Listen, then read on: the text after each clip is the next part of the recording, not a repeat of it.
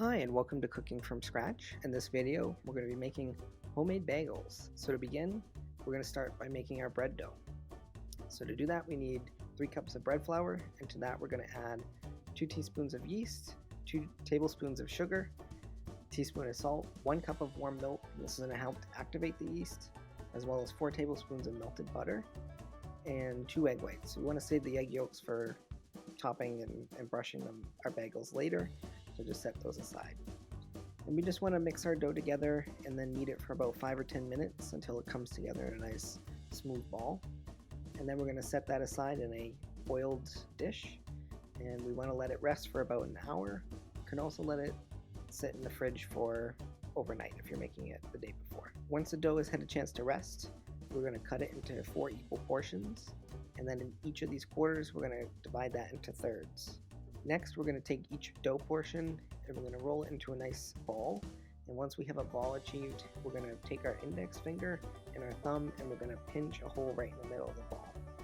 And then we just want to continue to gently stretch our dough until it forms into a nice uniform bagel shape. Once you've achieved the bagel shape, we'll set these aside on a parchment-lined baking dish.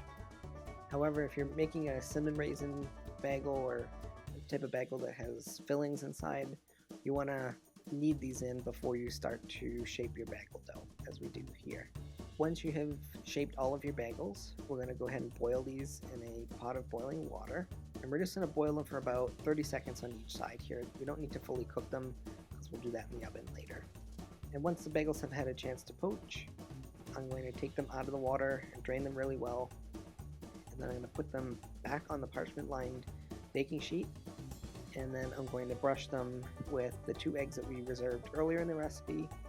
And if we're adding any toppings, like here I've got some everything topping, I've got some poppy seed toppings, some onion toppings, and some sesame seed toppings. And I'm going to sprinkle those on after I add the egg wash. And you can do whatever kind of toppings you might like. And we're going to bake our bagels at 400 degrees for about 20 minutes until they're cooked thoroughly. And these are really good fresh out of the oven, or you can pop them in the freezer for breakfast later on. And here's the finished product, homemade bagels. If you like this video, remember to like and subscribe for more content like this.